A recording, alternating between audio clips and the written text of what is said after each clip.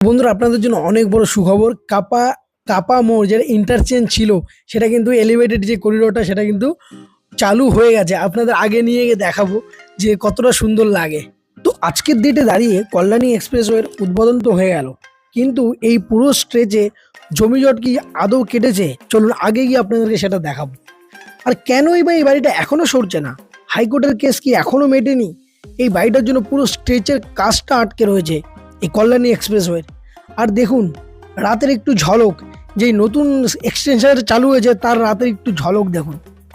এই কারণে আমি কল্যাণী এক্সপ্রেসওয়েকে এত ভালোবাসি, এত সুন্দর লাগে, একদম স্মুথলি রাইড।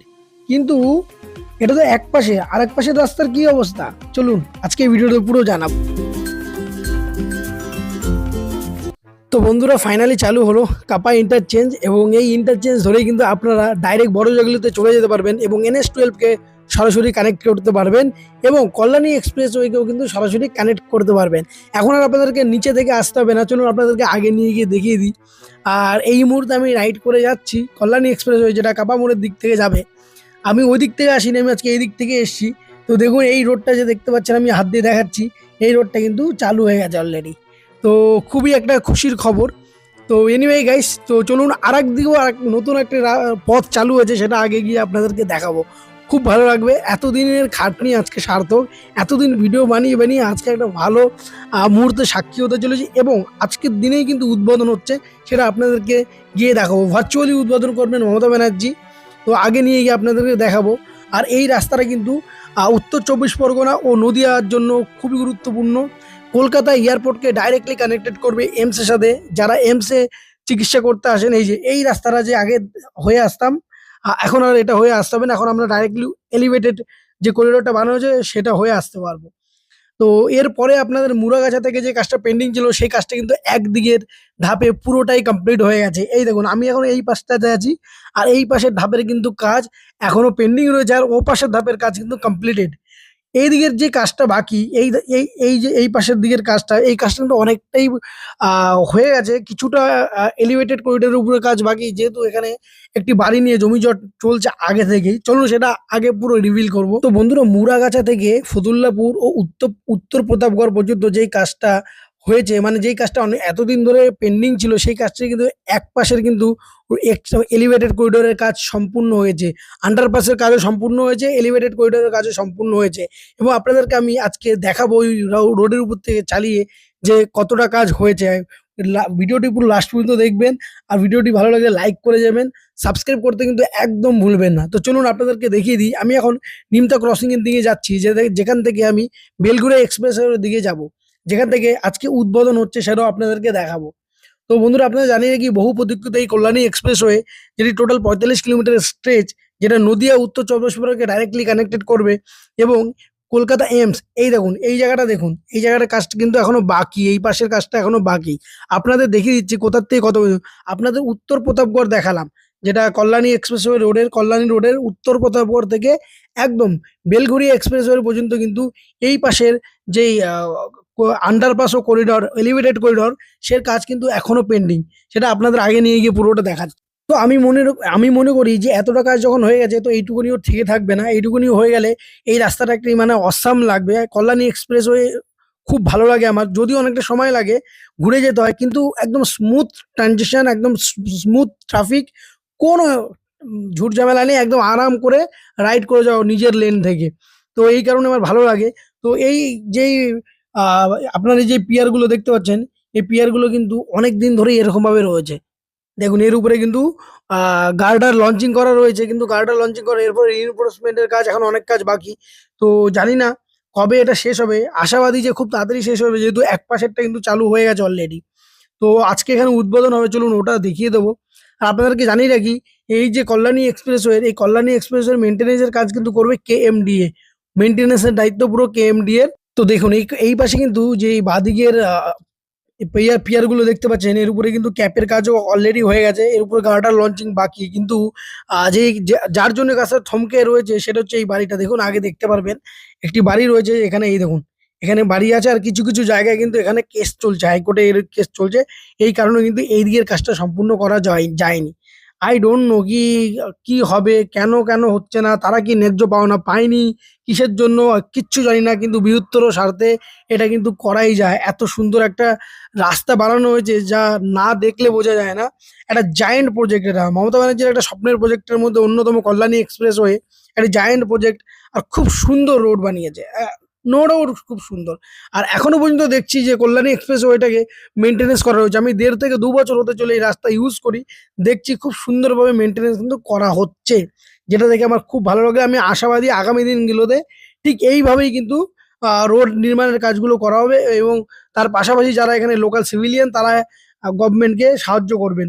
শুধু রাজ্য সরকার না, কেন্দ্র সরকারের যে প্রকল্পগুলো থাকে সেগুলোতেও আমাদেরকে সহযোগিতা করা উচিত, কারণ তারা যদি সহযোগিতা না পায় তাহলে ডেভেলপমেন্ট তারা কিভাবে করবে। যেমন চিংড়িকাটা ক্রসিং এর ওখানে রাজ্য সরকার গাফিলতিতে ওই কাজটা এখনো থমকে রয়েছে।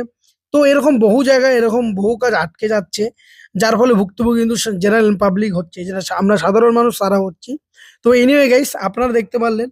তো এখানে সুন্দর করে এই করা রয়েছে, চলো আপনাদেরকে আগে নিয়ে গিয়ে দেখিয়ে দিই, যেখানে কিন্তু আজকে ভার্চুয়ালি উদ্বোধন হচ্ছে। I am starting my Dharna after those 6 degrees of moral support to fight for the people and alliances that I am alive in this world. I have started my struggle from the beginning and my life will be end with the struggle. I believe this. জন্মেছিল struggle নিয়ে, মৃত্যুর যেদিন যাবো ভূমিতে থাকবো না, struggle শেষ করেই যাবো। মনে রাখো সবাই জায়গাটাকে বানিও। তো দেখলেন যে ওখানে কিন্তু একটা সভা করা হচ্ছে, তো ভার্চুয়ালি এখানে মমতা ব্যানার্জি বক্তব্য রাখছেন। তো আপনারা শুনলেন বক্তব্য এবং দেখলেন যে সভাটা। তো আপনাদেরকে ওই রাস্তাটা থেকে রাইড করে দেখাবো কিছুক্ষণ পরেই। তো চলুন আপনাদের আগে এই জায়গাটা দেখিয়ে দিচ্ছি, বেলঘড়ি এক্সপ্রেসওয়ের কাজটা কেন এত ডিলে হচ্ছে। দেখুন, এর উপরে করিডোরের কাজটা, এলিভেটেড করিডোরের কাজটা বহুদিন ধরে এরকম ভাবেই ঝুলে রয়েছে। আমি জানি না কেন এরকম হচ্ছে, মানে এটা একটা বিরক্তকর ব্যাপার হয়ে দাঁড়িয়েছে দিনে দিনে। এই দেখুন, এদিকে কিন্তু এখনো গার্ডওয়ালের যেই রিইনফোর্সমেন্ট বাকি, কংক্রিট বাকি, কবে হবে জানি না। এরপর এই পাশের রাস্তায়, এই পাশের কিন্তু জমিগুলোতে খালি করে দেওয়া হয়েছে, তাদেরকে পুনর্নির্বাসনও দেওয়া রয়েছে। কিন্তু দেখুন এইসব জায়গায় এখনো, এটা হচ্ছে দুর্গানগর এরিয়া, সুকান্ত পল্লী এরিয়ার মধ্যে পড়ে এটা পুরোটাই। দেখুন এই জায়গার অবস্থাটা, এই যে দেখুন। তো জানি না কবে করাবে, আমি কর্তৃপক্ষ নজর কাড়বো যে আপনারা প্লিজ এই কাজটার উপরে কনসেনট্রেট করুন এবং এই কাজটাকে আগিয়ে নিয়ে যান। কারণ এই কাজটা খুব দরকারি, কারণ এই রাস্তার বেহাল অবস্থা, পুরো বেলঘড়ি এক্সপ্রেসওয়ের বেহাল অবস্থা। এই সাইডে যে রাস্তাতে আমি রাইড করে যাচ্ছি এইদিকে বিশেষ করে বেহাল অবস্থা। আমি জানি না যে তারা এটা কবে সম্পূর্ণ করবেন। আর কল্যাণী এক্সপ্রেসওয়ে খুবই সুন্দর বানানো হয়েছে, কল্যাণী এক্সপ্রেসওয়ে সুন্দর বানানো হলে হবে না, তারপরে কিন্তু আপনাদের এয়ারপোর্টে যেতে গেলে এই বেলঘড়ি এক্সপ্রেসওয়েটাকে ইউজ করতে হবে। এবং বেলঘড়ি এক্সপ্রেসওয়ের আপনাদের আগে যা মানে দশা, সেটা বলে বোঝানোর মতো। তো চলুন মমতা ব্যানার্জি যেই রাস্তাটা মানে যেই সাইডের রোডটা উদ্বোধন করে গেলেন সেটা একটু দেখানো যাক। আর এখন অনেক রাত হয়েছে, আমি অফিস থেকে ফিরছি। আর দেখুন, একবার দেখুন কত সুন্দর লাগছে, এই জায়গাটাকে ঘিরে রাখা হয়েছিল কিছুক্ষণ আগে পর্যন্ত। তো বেশ ভালো লাগছে দেখতে, দেখুন। তো আপনারা একবার প্লিজ কল্যাণী এক্সপ্রেসওয়ে রাতে আসুন, একবার এক্সপিরিয়েন্স নিন, পুরো ৪৫ কিলোমিটার রাইড করুন, আমি কথা দিচ্ছি খুব ভালো লাগবে। তো চলুন একটু চালিয়ে দেখি কেমন লাগে, আর রাতের এক্সপিরিয়েন্সটা কেমন লাগে, চলুন।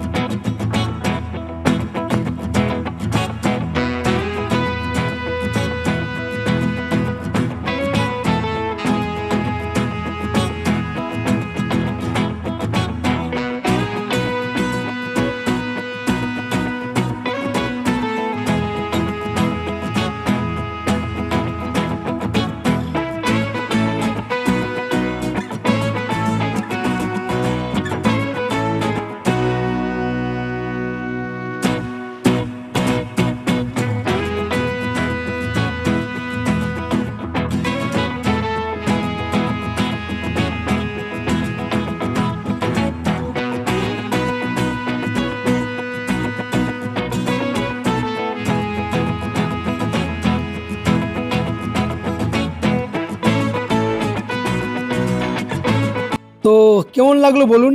একদম কোথায় এসে উঠলাম, সেই যে বিপি পেট্রোল পাম্প, যেটা উত্তর প্রতাপগড়, এবং আমি স্টার্ট করেছিলাম কোথা থেকে, সুকান্ত পল্লী থেকে।